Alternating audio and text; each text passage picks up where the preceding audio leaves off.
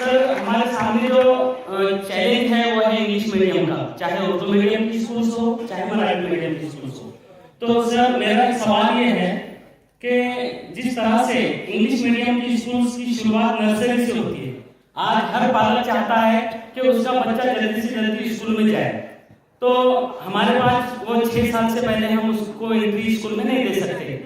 और English medium की school में जब वो जाता है तो नर्सरी से जो होता है कि मराठी उर्दू माध्यम के भी नर्सरी KG1 KG2 शुरू की जाए। तो अभी हम जो अंतरराष्ट्रीय स्कूल शुरू कर रहे हैं उसमें ये हम अलग से शुरू पूरा कर रहे हैं, लेकिन साथ साथ अभी अपने नए जो शिक्षा सचिव मैडम आई है, वो जब महिला बाल कल्याण में थी उस समय आंगनवाड़ी के सेविकाओं के द्वारा ऐसे पढ़ाने का एक कोर्स उन्होंने उस समय बनाया है। अब उसको फॉर्मल स्वरूप में अगर हम लाते हैं वहां के जिला परिषद या बाकी स्कूल से जोड़कर,